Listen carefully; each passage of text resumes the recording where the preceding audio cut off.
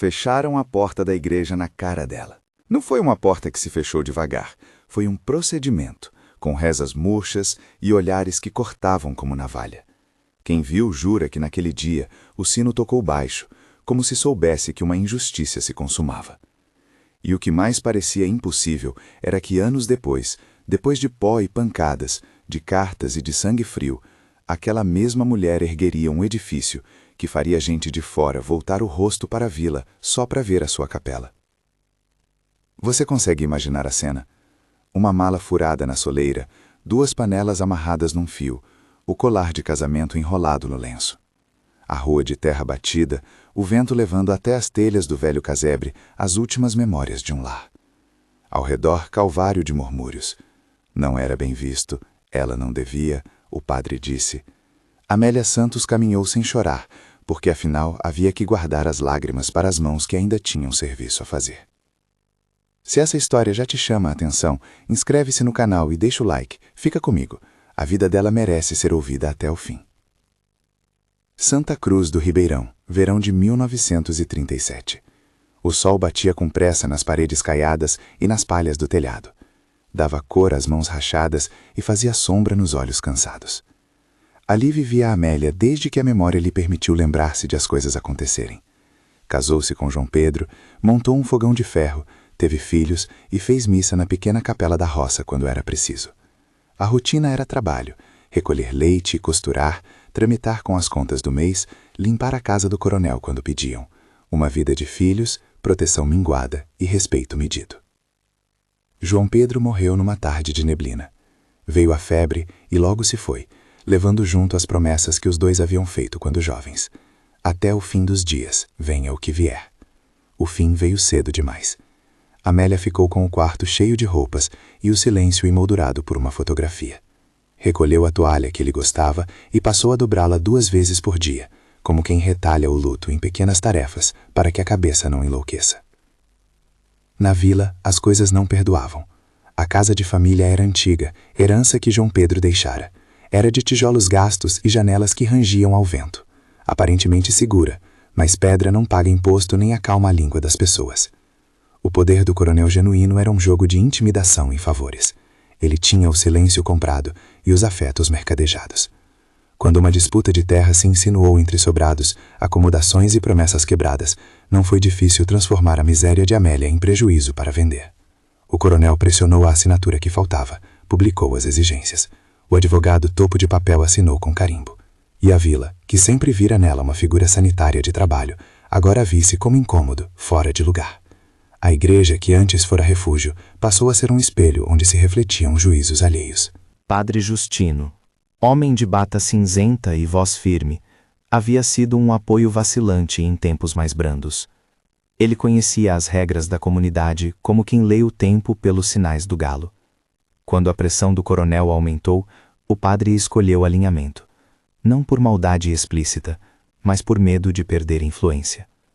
Em certo domingo, após a missa, o murmurinho se transformou em resolução. Houve um procedimento discreto, uma reunião de lideranças. Palavras como perturbação e exemplo foram lançadas. Não havia formalmente um processo jurídico contra a Amélia. Havia, no entanto, uma sentença social que equivalia a isso. A manhã em que ela teve que sair foi úmida. A velha cama de ripas foi arrastada por 2 moleques da cidade, as panelas empilhadas. Um dos vizinhos, que tinha pena, ofereceu um canto no galpão de sua fazenda. Outro, que olhava mais para o balcão do coronel do que para o coração dos outros, fechou a janela. A mala com as poucas roupas foi para a carroça. Amélia pegou somente o que coube na ponta dos dedos. O diadema de prata que fora de sua mãe, a foto de João Pedro e um pacote secreto com papéis que ela jamais abrira antes. O destino do despejo foi um trailer antigo, largado numa curva da estrada de chão, coberto de lodo, quase derreado pela ferrugem. O trailer tinha pertencido a um carpinteiro que 10 anos antes fizera dele abrigo durante a festa da colheita. Agora as janelas estavam quebradas, a porta rangia em protesto e dentro havia um cheiro terroso que lembrava celeiro. Era um abrigo improvisado, lugar de rato e recordações perdidas. Para quem tinha vivido a segurança da própria casa, aquilo era menos que nada, mas era abrigável. E por enquanto, era tudo. O primeiro gesto de Amélia, quando se ressecava na lama, foi limpar. Tirou teias de aranha, varreu folhas, ajeitou o banco de madeira. A tarefa de colocar ordem no caos funcionava como freio contra a memória do que se havia perdido. Foi puxando um tabuleiro de cartas velho, uma lata de óleo e um caixote de madeira que encontrou. No fundo escuro daquela carcaça metálica havia uma caixa com um fecho enferrujado. O coração apertou. Ela abriu com as unhas e achou folhas amareladas, envelopes, uma letra que à primeira vista era de quem escrevia com cuidado e carinho. Eram cartas. Cartas de outro tempo. De um coração que falava com a leveza de quem conhecia o desejo de um lar simples. Havia poucas, e todas traziam o mesmo selo de ternura. Palavras que pareciam doer menos do que confortar. Amélia leu em voz baixa. Uma frase, curta, parecia pairar no ar. Um lar não é só um teto. É o lugar onde se tem coragem de chamar alguém de seu. Outra, escrita com tinta quase desbotada, dizia: se soubéssemos manter a calma na tempestade, o mundo caberia em 2 xícaras de café e um cobertor. O nome assinado era Esmeralda. Quem poderia imaginar que a descoberta de letras velhas em um trailer abandonado abriria portas que a própria vila tremia para fechar? A caixa ainda tinha um bilhete menor, com grafia diferente. Para Vicente, quando a poeira cair. A assinatura era de um homem chamado Vicente Moreira da Costa, um nome que aparecia entre as histórias da praça como o do homem que morava na Casa Branca no alto do morrinho, sempre quieto, sempre com mãos de agricultores, e uma tristeza de quem havia visto muita coisa passar. Quando Amélia caminhou até a casa de Vicente, não foi com pressa, foi com o cuidado de quem leva notícias. O casarão de Edi não era rico, era sólido, com varanda de tábuas e uma roseira que teimava florescer no quintal. Vicente abriu o portão como se esperasse visita. Ele era um homem de rosto marcado, cabelos ralos e olhar de quem lê demais nas linhas do dia. Quando a mulher falou sobre as cartas, uma sombra de surpresa e saudade cruzou o rosto dele. Era o primeiro sinal de que ali havia algo que ligava passado e presente. Vicente não teve pressa para falar. Deixou as palavras aguardarem o tempo certo. As cartas desenharam a história de um amor perdido. Esmeralda, numa caligrafia que amolecia qualquer peito, descrevia o sonho de erguer uma casa onde cada um tivesse a sua mesa, fosse bem-vindo e tivesse voz. Havia no texto a simplicidade de quem ama e a coragem de quem admite que nem tudo dá certo. Vicente, nas poucas páginas de um diário encontrado entre as coisas dele, confessou o arrependimento. Perdia por orgulho e medo, guardo nas costas do meu peito a saudade. Foram trechos pequenos, quase sussurros, lidos em conjunto como se cada frase colasse as partes abertas do coração de ambos. O encontro entre Amélia e Vicente foi lento, como se cada um se medisse para ver se ainda cabiam no mundo do outro. Vicente ofereceu um teto, primeiro motivado pela compaixão, depois pela curiosidade das cartas e, por fim, por algo que ambos evitavam nomear, mas sabiam guardar, a possibilidade de um companheirismo que não era luxúria, nem teatro, mas companhia de verdade. Eles se casaram numa cerimônia simples, com o padre apenas abençoando de longe, não aquela igreja de pedra, mas a sombra de uma jabuticabeira. O vestido de Amélia foi remendado com carinho, as crianças conduziram flores, e houve sim risos. A comunidade cochichou, como quem não sabe lidar com felicidade alheia. Porém, o rumor que se formou não era só sobre o casamento, era sobre quem agora ocupava a sola do mundo social, uma mulher despejada que em seguida casara com um viúvo de posses modestas. O que faltava em bondade, sobrou em interpretação maldosa. Padre Justino, instigado por vozes que temiam mudança, deixou que o sermão dominical passasse de mensagem para juízo. Falou, sem nomear, sobre exemplos que confundem o rebanho. Havia zelo nos olhos dele, mas era um zelo que cortava. Alguns paroquianos, que antes haviam arcado com a mão amiga de Amélia, recuaram. Outros, encorajados pelo coronel, pediram que ela fosse mantida à margem das atividades da igreja. Que não participe dos festejos, que não ocupe o banco central, disseram. Não havia lei que os obrigasse, havia sim uma violência moral que castiga sem alívio. Amélia ouviu, mas não se curvou à humilhação. Havia dignidade no seu passo, uma resistência que vinha de fazer pão nos dias de ausência e dormir com a certeza de que o serviço do dia seguinte precisava de mãos firmes. Vicente encontrou-se entre a compaixão e a raiva contida. Ele, que guardara cartas de amor como quem cuida de fósforos para uma fogueira branda, percebeu que era hora de transformar saudade em ação. As palavras de Esmeralda ecoavam com uma clareza que não era só para a lembrança. Um lar não é só um teto, é o lugar onde se tem coragem de chamar alguém de seu. Dona Bem-vinda foi a primeira a bater a porta. Mulher de meia idade, de avental sempre limpo, ela não era pessoa de julgamentos rápidos. Trouxe um prato de feijão, 2 pães e uma promessa pequena. A cozinha da minha casa está aberta se precisar. Outros, que tinham medo de perder favores, observaram a cena de longe. Mas aos poucos, a solidariedade minúscula foi se aglomerando. Uma vizinha trouxe agulhas e linhas. Um jovem do campo emprestou uma enxada. Um moleque ofereceu o trabalho de carregar tijolos ao pôr do sol. 3 tipos de ajuda distintas: alimento, trabalho e voz. E todas iriam ser necessárias. A decisão de Amélia veio numa noite de céu claro, quando o vento trazia cheiro de terra molhada e as vozes da vila estavam mais baixas. Reunida com Vicente na cozinha, com o diário e as cartas espalhadas entre os dois, ela falou com aquela calmaria que vinha da convicção. Eles me fecharam a porta da igreja e me tiraram a casa. Não posso devolver a casa, Vicente, mas sei fazer um lugar. Um lugar para quem for empurrado para fora. Ele não se apressou a desvendar o que isso significava, mas viu naquela imagem a força que ela carregava. O sonho que Esmeralda escrevera em letras delicadas, um lar onde se tivesse coragem, transformou-se em uma ideia prática. Construir uma capela e um espaço anexo, onde a comunidade excluída pudesse encontrar abrigo, aprender, trabalhar e, sobretudo, orar sem ser julgada. A palavra capela rodou pela vila como pólvora e levantou poeira. Alguns riram, outros cuspiam desdém. O coronel, que sempre fizera a vontade da mesa grande, não viu sentido em deixar que uma ex-pária ocupasse um espaço de fé com tanto protagonismo. Para ele era desconfortável ver a autoridade moral deslocada. Havia medo de que as pessoas começassem a pensar por si, e não mais a repetir ordens. Por isso, antes mesmo da ideia nascer de fato, foram enviadas mensagens pedindo cautela. Não se ajunte a ela. Esse tipo de gente traz problema. A igreja já tem seu templo. Não precisamos de outro. O tom era claro. Qualquer iniciativa de Amélia era uma ameaça ao status quo. Mas ideias não morrem por medo. Crescem em terreno fértil. O plano começou pequeno. Primeiramente, delinearam o uso, uma capela modesta, de madeira e pedra simples, com um salão ao lado para refeições e abrigo temporário. Não seria uma construção de ostentação, longe disso, mas teria o tamanho dos sonhos de quem desejava dignidade. Amélia sabia contar com as mãos. Vicente, com sua reputação de bom trabalhador, tinha amigos que sabiam de pedreiras, de carpinteiros e até de alguém que guardava alguns pregos.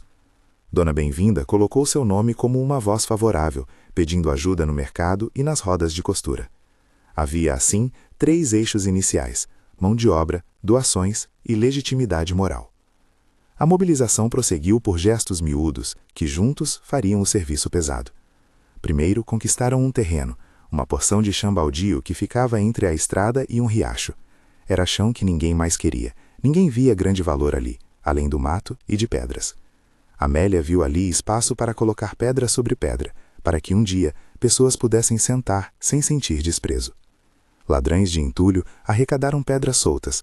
Um pedreiro já com idade emprestou a experiência por algumas moedas. Uma loja de ferragens na cidade cedeu 2 carradas de cimento que seriam pagas depois. Cada aporte era uma promessa contada. Mas o caminho não seria liso. A oposição do coronel surgia em medidas pequenas e venenosas: influenciar os fornecedores para atrasarem entregas, persuadir trabalhadores a desistirem por medo de perderem suas colheitas, recusar que ia a ajuda oficial. Em determinado dia, quando a primeira fileira de pedras fora assentada, um emissário do homem trouxe advertências. Se continuar, perde o favor de quem manda aqui. A ameaça flutuou no ar como nuvem de trovoada. Amélia sentiu o golpe, não pela perda do favor, aquilo ela já perdera, mas pelo receio de que pessoas boas recuassem por medo. As pequenas derrotas foram enfrentadas com pequenas vitórias. Um caseiro da fazenda do coronel, que guardara segredo há muito tempo, trouxe saco de areia sem dizer de onde. Uma professora vinda de outra cidade de passagem ouviu falar e doou algumas cadeiras. Os filhos de Amélia, Joaquinho, Maria Adelaide e Pedro foram aparecendo aos poucos, cada um com sua própria história de culpa e distanciamento. Joaquinho, que havia se mudado para a cidade, voltou trazendo um punhado de papel para as janelas. Maria Adelaide, que se casara em casa de quem podia pagar mais, apareceu com flores e lágrimas. Pedro, o mais novo, trouxe a coragem de quem se arrepende devagarinho. Não foi uma reconciliação total. Foram passos, às vezes retirados, outras vezes dados com pressa. Cada gesto tinha a importância de quem repara. A chuva apareceu, como sempre aparece quando se pretende fazer qualquer coisa importante no campo. Recebeu a fundação com seu teste. Lançar alicerces na terra molhada é um ato de fé e de cálculo. As pedras cediam, as ferramentas emperravam, o barro colava nas botas. Um pedreiro reclamou, outro disse que precisariam esperar semanas.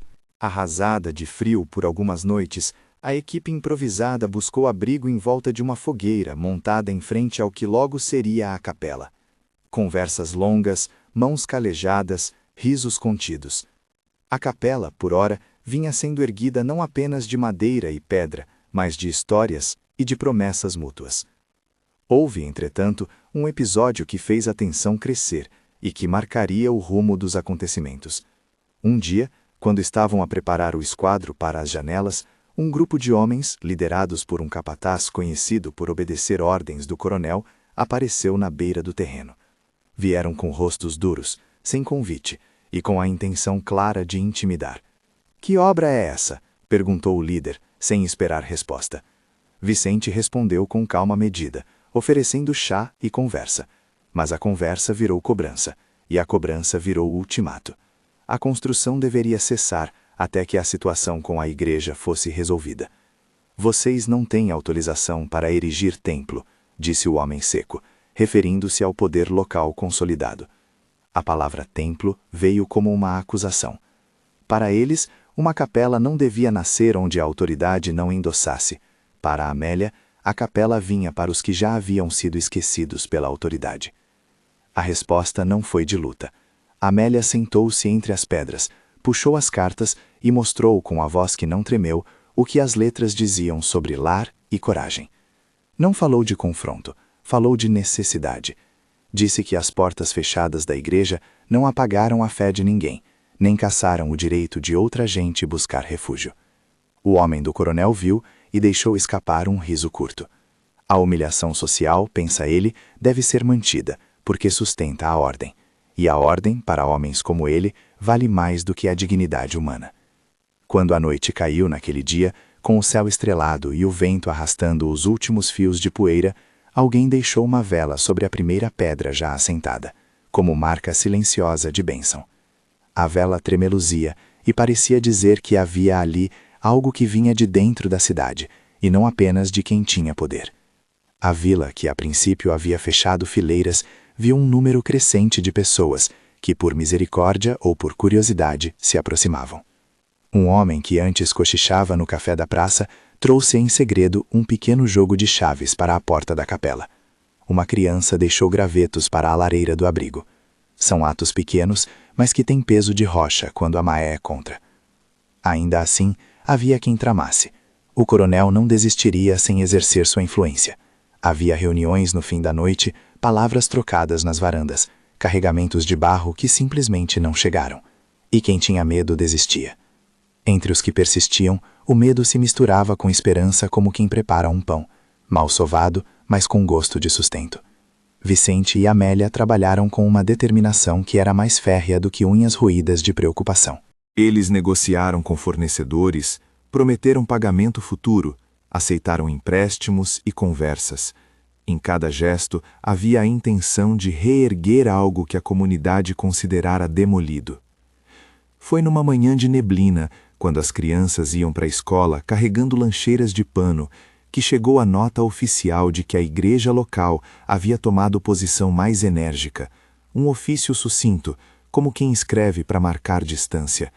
O documento, assinado por uma comissão parcialmente influenciada pelo padre Justino, apenas sugeria prudência, mas, por baixo, ameaçava sanções sociais eclesiásticas.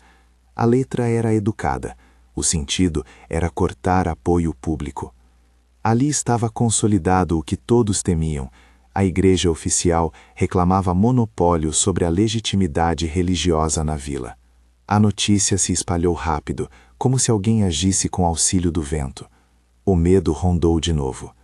Se seguir, estará rompendo com a ordem, disseram para Vicente e Amélia, como se ordem fosse palavra escrita à força. Mas, ao invés de recuar, Amélia viu nessa resistência uma confirmação do porquê da obra. Não era para humilhar, não era para desafiar por desafiar. Era para erguer um espaço onde ninguém fosse condenado ao silêncio. Eles podem nos expulsar do banco da igreja, disse ela, com olhos brilhando, mas não podem nos tirar o direito de oferecer pão a quem bate à nossa porta. E foi assim que a vila começou a se dividir mais nitidamente. Alguns se alinharam ao coronel, por comodidade ou medo. Outros, em silêncio, começaram a colocar pedras. A cada dia, a capela crescia, não tanto em tamanho quanto em significado. A caixa de cartas, que um dia estivera escondida no trailer enferrujado, passou a ocupar um lugar de honra numa mesa coberta de retalhos dentro do pequeno salão que se projetava ao lado do templo. As cartas eram lidas de vez em quando, como lembretes de que detrás de um projeto havia coração e história. Quando a primeira peça do telhado foi içada, uma multidão tímida se formou. Havia curiosos, amigos e alguns poucos opositores. Padre Justino apareceu de longe, em sua batina, e ficou parado no limite da terra. Ele observou com reserva, sem entrar, e a sua presença era um enigma. Alguns membros da igreja tentavam compreender. Seria oportunismo ou arrependimento? Sua figura ali naquela manhã criou uma tensão suave, como um céu que se abre para a tempestade, mas que ainda não chove. Amélia viu o padre e sentiu mistura de dor e força. Não era a vingança que procurava, era a justiça feita pelas mãos. Naquela mesma tarde, quando o sol inclinou-se e a sombra da capela cresceu como quem estende um cobertor, chegou a notícia de que o coronel preparava um último movimento, impedir a chegada dos materiais que viriam da cidade no dia seguinte. Havia uma intenção clara de sufocar a construção antes mesmo de ela chegar a pé. Vicente e Amélia reuniram todos. O medo estava presente, mas também um combustível novo, a possibilidade de provar que, quando a comunidade se une, as medidas do poderoso podem se quebrar como vidraça. Foram distribuídas tarefas, chamaram voluntários de vilas vizinhas, fizeram listas e prometeram proteger a entrega. A noite caiu com um sentimento de guarda, fogueiras acesas ao redor do terreno, pessoas em vigília, velhos contando histórias de tempos em que a fé era mais do que sermões e menos de limites. Lá fora, o vento carregava a promessa de uma nova manhã. Lá dentro, as cartas amareladas jaziam sobre a mesa como testemunhas. O silêncio, por ora, não era a ausência da luta, mas o prelúdio de algo que estava por vir. E no meio de tudo, Amélia, com as mãos marcadas, olhou para aquele punhado de gente que aceitara ajudar e pensou: se nos expulsaram da igreja, construiremos um lugar onde ninguém seja expulso. A aurora do dia seguinte trouxe mais do que luz, trouxe caminhões carregados de tábuas e um cochicho de esperança. Mas no cantinho do caminho, antes mesmo de os materiais chegarem, havia homens do coronel prontos para cada passo.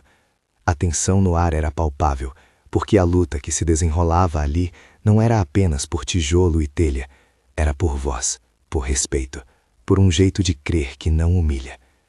E quando os homens avistaram os primeiros caminhões, a comunidade prendeu a respiração, sabendo que a hora de escolher havia chegado. Os caminhões avançaram como quem traziam não só madeira, mas uma promessa. O cheiro forte de óleo diesel misturou-se ao dos cafezais e, por um instante, a estrada de terra soou como um caminho de chegada, não de abandono. Mas os homens do coronel não estavam longe. Alinhados sob a sombra de um jequitibá, observavam cada passo. Houve tensão no ar, mas também algo que pesava mais, a decisão de não voltar atrás. Quando as carrocerias desceram, a primeira mão a alcançar a caixa de pregos foi a de Joaquinho.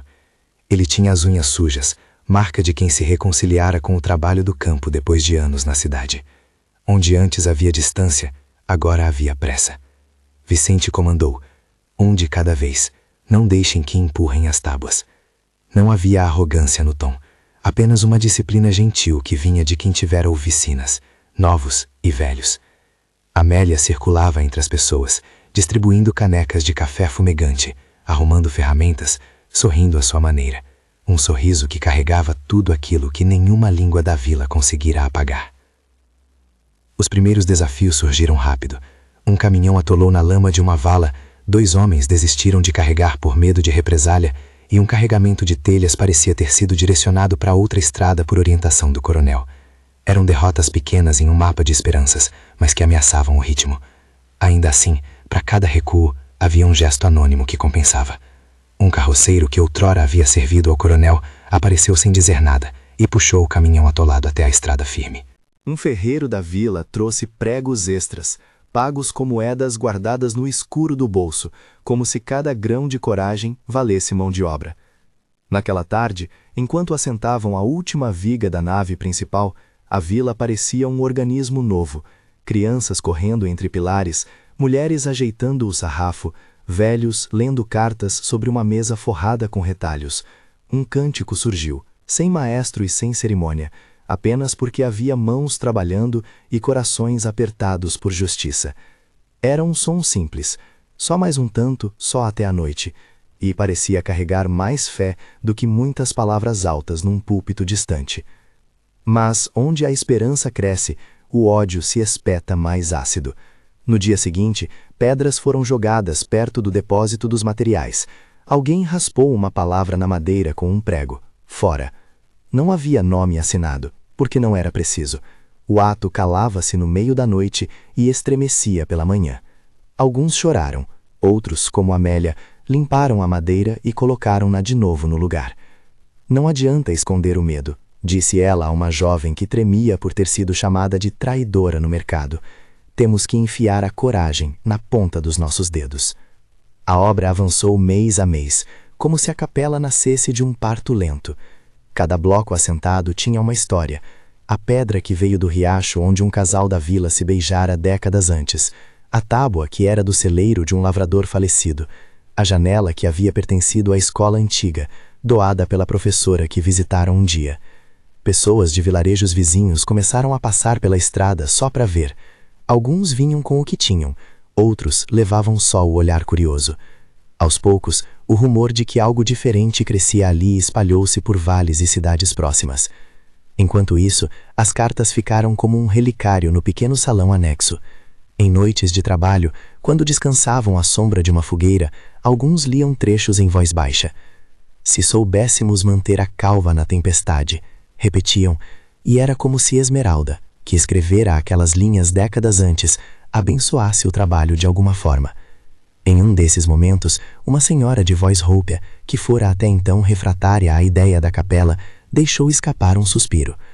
Parece que quem escreveu essas coisas sabia que haveria gente que precisaria delas. A caixa das cartas, guardada num canto, passou a ser um símbolo, lembrança de que lar e coragem se sustentam. O deputado do coronel veio pressionar. Não apareceu com um nome próprio, mas com a autoridade que vinha do poder. Exigiu que a obra cessasse até que houvesse uma autorização formal. Reuniões foram marcadas no escritório do coronel, e dentes foram cerrados. O documento que trouxeram tentavam impor controle sobre o que era oficialmente religioso na região. Para eles, permitir uma capela independente era permitir questionamentos maiores, sobre favores, sobre quem podia entrar em casas e quem devia ficar de fora. Mas a pergunta que pulsava em muitas bocas era outra. Se a igreja oficial não acolhe, quem iria acolher? Dona Bem-vinda foi incansável. Ela organizou jantares para arrecadar recursos, costurou panos para usar como cortinas e pediu apoio nos encontros de mulheres de outras cidades. A sua rede, construída em anos de gentileza e atenção, tornou-se a coluna que sustentava muitos dias de incerteza. Havia também os jovens, que em geral não se metiam nessas coisas, agora trazendo ferramentas emprestadas das oficinas onde trabalhavam. Eram atos discretos, mas representavam mais do que simples logística. Sinalizavam que a vila estava mudando, que a autoridade do coronel não seria mais o único critério de verdade. O padre Justino observava de longe, e sua presença continuava a provocar perguntas. Ele aparecia às vezes na margem do terreno, a batina escura se confundindo com a sombra das árvores, e partia sem falar. Havia quem interpretasse aquilo como um sinal de repressão, havia quem visse possibilidade de diálogo. Em uma tarde em que a chuva ameaçou, alguns moradores viram o padre tirar o chapéu e, por cima do muro da sacristia, deixar um saco de arroz com um bilhete seco. Paz. Não era uma absolvição pública, nem um apoio claro. Era uma nota prática, que permitia aos organizadores preparar comida para os trabalhadores. A ambivalência do gesto era a sua força. Provava que nem todos os papéis estavam escritos em pedra. A obra enfrentou também o problema da mão de obra qualificada. Construir uma capela que seria considerada a maior da região exigia cálculo, resistência, atenção à arquitetura. Um mestre de obras aposentado que vivia na cidade vizinha ouviu falar e, curioso, veio ver. Tinha mãos de pedreiro, olhos de quem vira muitas obras nascerem. Ao ver o projeto improvisado, o homem riu, mas não de desprezo, riu de surpresa. Vocês têm bom tino, disse. A fundação vai segurar se souberem drenar a água do pesado, e se colocarem o arco alto, a capela vai parecer maior do que é. Aceitou ficar por um tempo, ajudou a medir e a ensinar a moça que carregava pedras como se isso fosse ofício antigo. Assim, a técnica se juntou à vontade. Houve nos meses seguintes derrotas que testavam a fé prática de todos. Um incêndio acidental atingiu um galpão com pregos e ferramentas numa noite de vento. Partes do material foram perdidas. As pessoas choraram, não só o fogo dos objetos, mas o fogo do cansaço. Foi Dona Bem-vinda, quem com paciência de costureira reuniu todo mundo e disse: "Vamos refazer. Quem fez uma vez, pode fazer de novo." E assim fizeram. A capela cresceu mais resistente. Outros problemas vieram. Uma doença que atingiu um dos pedreiros trouxe necessidade de cuidado. Tempos de escassez forçaram trocas e renegociações de dívidas. Cada revés era, na verdade, uma oportunidade para a comunidade se reestruturar em torno do que era importante. Não o que o coronel dizia, mas o que os que batiam pedras e costuravam entendiam como justo. Enquanto a construção corria, pequenos atos de reconciliação aconteceram. Maria Adelaide, filha de Amélia, que voltara com vergonha, afastou-se em um fim de tarde porque não suportava as murmurantes olhares no mercado. No dia seguinte, trouxe jardineiras e resolveu plantar uma pequena horta ao redor da capela. Joaquim, com as mãos calejadas, passou a cuidar do telhado com cuidado quase pietista. Pedro, o mais novo, ajudou a fazer uma pequena roda de leitura para as crianças. Essas ações, embora simples, funcionaram como ponte para que velhos laços se refizessem. Nem toda a reconciliação é pública. Muitas são plantadas devagar, entre pedras e vasos de terra. A fama do empreendimento atravessou curvas e chegou a ouvidos que nem o coronel controlava. Um jornalista de uma cidade próxima, homem que gostava de histórias de gente comum, apareceu um dia com o bloco de notas. Ele viu a capela ainda em construção, as mulheres costurando, as letras das cartas sobre a mesa. "Há algo raro aqui", escreveu no caderno. A matéria que saiu dias depois descreveu a capela não como uma afronta, mas como um sinal de resistência humana. E quando as palavras de um jornal começaram a circular, chegaram também ofertas de ajuda de pessoas que nunca haviam pisado na vila. Uma tela de carpinteiro enviada por correspondência, um lote de bancos doados por uma igreja de capital, apoio que vinha de lugares onde o poder do coronel era diminuto. O coronel reagiu com mais vigor, ordenou que o alojamento da obra fosse realocado e tentou revisar contratos com fornecedores. Porém, havia agora um fato irreversível. O trabalho havia se tornado visível demais para ser simplesmente varrido. A vila, tomada de coragem, reuniu-se em volta das pedras e, com as mãos sujas de cimento, redefiniu o sentido de autoridade. O que antes era imposta por portas e bilhetes passou a ser negociado sobre mesas de comida, entre pessoas que haviam decidido que a dignidade não era moeda de troca. Chegou o dia da colocação da última pedra da fachada, um acontecimento que se tornou uma espécie de ritual comunitário. A pedra havia sido escolhida porque trazia na sua superfície marcas de mãos mais antigas, marcas de quem havia trabalhado a vida inteira no campo e deixara sua assinatura. Amélia segurou a pedra com mãos firmes, Vicente a ajudou a ajustar. Em volta, uma multidão calada, não de medo, mas de respeito. O maestro aposentado, envergando ainda as mãos marcadas, colocou a pedra, e um silêncio pesado, cheio de expectação, tomou a praça. Havia música de repente, o som de palmas contidas, um canto que cresceu e envolveu. À noite, quando a lamparina iluminou a fachada inacabada, muitos disseram pela primeira vez em voz alta: "Vai ficar bonita." A inauguração, quando finalmente veio, não foi uma cerimônia de opulência. Era simples, mas foi para muitos a primeira vez em que sentiram que pertenciam a algo maior que a sentença de um coronel ou o sussurro de uma vila. Havia bandeirolas feitas de retalhos, bancos simples alinhados, e na frente da capela a caixa com as cartas em lugar de honra, quase um altar de memória. As pessoas vieram de pés enlameados, vestidas com roupas remendadas e corações pesados de esperança. Alguns chegaram de carruagens emprestadas, outros a pé, cantando. Padre Justino observou tudo de longe. Ele não entrou nos primeiros momentos. Sua expressão era como quem pesa palavras no silêncio. Por fim, aproximou-se. Não fora forçado pelo jornal nem pela fama. Seu rosto mostrava uma luta interna. Em público, sua voz tremia um pouco quando falou. Não fez acusações nem concedeu absolvições retóricas. Em vez disso, lembrou que a fé, em sua essência, cuida dos mais fracos e que a obra realizada ali era um testemunho de prática cristã, independente da instituição que a protegia. Não foi uma declaração contra o passado, mas foi, para muitos, um reconhecimento que vinha como água para a planta cansada. O coronel não apareceu. Ele mandou um emissário que falou por entre dentes que as regras deveriam ser respeitadas. Mas o volume das vozes que vinham daquele monte de gente se tornou outra coisa, ecoou além do seu controle. Ali, diante da capela, muitas pessoas fizeram o gesto simples de entrar. Alguns eram de igrejas rivais, outros, pessoas que nunca haviam cruzado o pórtigo. Havia quem buscasse abrigo, havia quem quisesse estudar e havia quem quisesse viver o ato de partilhar.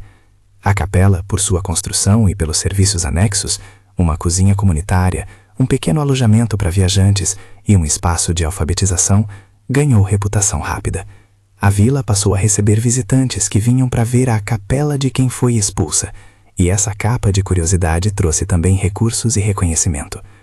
Naquele dia de inauguração, Amélia não fez grandes discursos. Suas palavras foram diretas e embargadas de emoção. Não construímos isto para mostrar que tínhamos razão.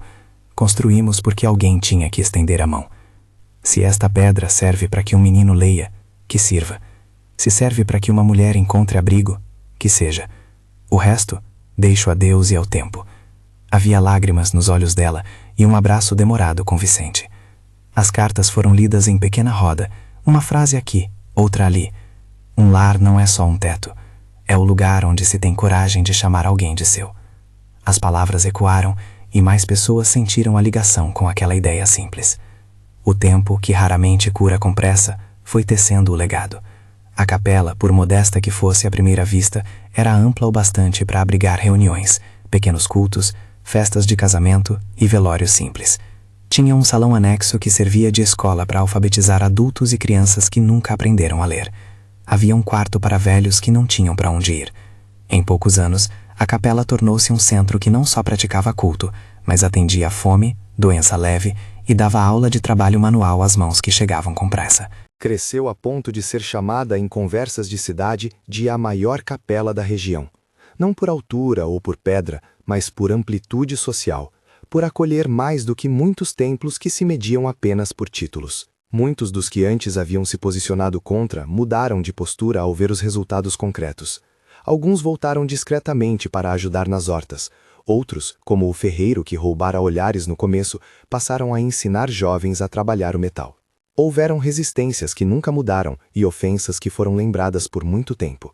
O coronel, por sua vez, permaneceu no seu trono de influência, mas foi obrigado a admitir em conversas privadas que a capela agora atraía gente e que sua autoridade não mais bastava para apagar as ações de uma comunidade organizada. Vicente e Amélia envelheceram ali, com a capela ao lado, testemunhas de dias secos e cheios de colheitas. Eles não ficaram ricos, nunca foram o tipo que trocaria suar por ouro, mas na casa deles havia visitas, tinha som de crianças, aulas noturnas e a constante presença de quem precisava de um pedaço de pão ou de compreensão. Os filhos reconciliaram-se mais ainda. Maria Adelaide passou a coordenar as aulas para meninas, Joaquim gerenciou pequenas obras e Pedro tornou-se, com o tempo, um líder jovem para iniciativas de limpeza do rio. Passaram-se anos e a capela, que começara como um gesto de reparação, consolidou-se como patrimônio moral da região. Trouxe com ela legados inesperados, jovens que aprenderam a ler, um pequeno grupo de teatro que encenava a história de quem chegara expulso para lembrar a todos que ninguém é irrelevante, uma cozinha social que, certa vez, alimentou quase 100 pessoas após uma praga de roedores que destruíra colheitas de vilarejos vizinhos. As pessoas vinham mencionar que ali, naquelas paredes simples, havia um tipo de justiça diferente, feita de pão e de portas abertas. Em certas manhãs ainda é possível ver as cartas amarrotadas sobre a mesa do salão, lidas por quem passa.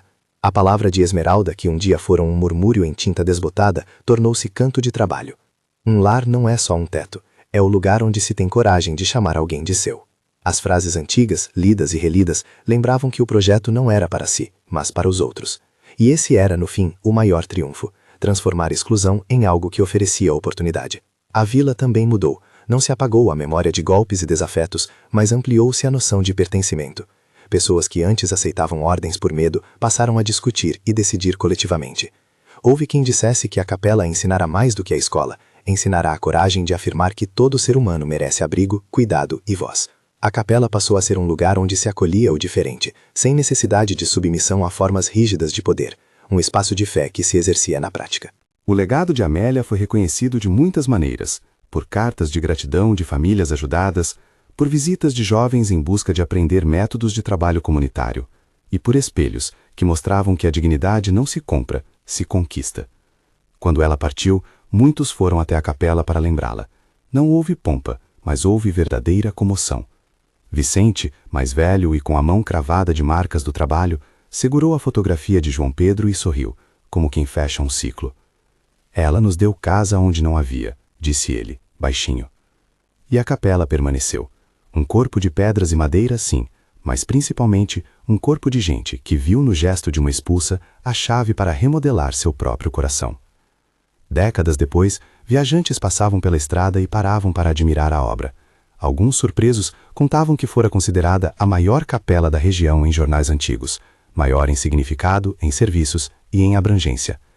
Havia relatos de que pessoas vinham de cidades distantes para conhecer a cozinha comunitária, a biblioteca formada por doações de livros e o abrigo para os que vinham sem destino. A capela se tornara referência, não por ostentação, mas por ser lugar onde quem chegava poderia encontrar resposta prática para necessidades reais. E o que dizer da igreja local? Ela continuou existindo com sua estrutura e liturgia, mas passou a conviver com a presença da capela como sinal de que a fé pode se manifestar de múltiplas formas. Alguns líderes e paroquianos que antes haviam fechado as portas vieram, aos poucos, a conversar com os responsáveis pela capela. Houve encontros formais para articulação de ações sociais conjuntas, respeito mútuo e partilhas de eventos. A relação nunca foi completamente descomplicada. Havia sim feridas antigas, mas as iniciativas de ajuda mútua começaram a surgir. Distribuição de cestas em conjunto, apoio em épocas de seca e um programa de alfabetização coordenado por professores das duas frentes. A capela não se transformou em vingança, tornou-se ponte. O maior legado, no entanto, foi invisível aos olhos do coronel, ao menos por muito tempo. O modo de ver o outro mudou. Crianças que cresceram brincando entre os pilares daquela capela aprenderam a olhar com menos julgamento, a pensar em soluções coletivas e a não aceitar que a dignidade seja moeda de troca. A comunidade, por menor que fosse, ganhou autonomia. E tudo isso nasceu de uma mulher que, ao ser expulsa, resolveu não aceitar que sua dor fosse o último capítulo de sua história. Quando visitam Santa Cruz do Ribeirão hoje, as pessoas se espantam com a simplicidade e a força daquele lugar, e se perguntam o que faz, afinal, uma comunidade se transformar tão profundamente. Às vezes a resposta está numa mala furada na soleira, outras vezes numa carta amarrotada de amor antigo. Mas acima de tudo, está nas mãos calejadas que não desistiram de assentar uma pedra porque alguém mandou que a obra fosse interrompida. Está na coragem de quem, mesmo ferido, decide construir um abrigo para outros. A capela ergueu-se como uma afirmação de que exclusão pode ser respondida com acolhimento, de que fé se mostra na prática, de que quando portas se fecham, outras podem ser abertas por mãos humildes. E daquela mulher, Dona Amélia Santos, ficou o testemunho de que, mesmo expulsa, era possível erguer um templo que não servisse para dividir, mas para unir. O prédio, com o tempo, tornou-se maior, também nas histórias que carregava. Festas de batismo, mesas comunitárias, noites de leitura. Pessoas que antes acreditavam que a religião estava presa a musgo e leis, viram nela a vida em movimento. No fim, o que restou foi a lição. Não são os títulos de maior ou menor que fazem dos lugares âncoras de mudança, mas o que se faz com eles. Uma capela pode ser apenas pedra, pode também ser o espaço onde a humanidade se reconstrói. E quando passam pelas portas da capela, muitos reseguem o olhar para a caixa de cartas, como se fosse preciso lembrar que sonhos pequenos, escritos em tinta desbotada, têm o poder de movimentar colinas. Se esta história te tocou de algum modo, compartilhe com alguém que precisa ouvir sobre segundas chances. Conte nos comentários se você já viu uma comunidade mudar por causa de atos simples. E, se puder, venha visitar Santa Cruz do Ribeirão e ver com seus próprios olhos o que o trabalho de muitos fez nascer.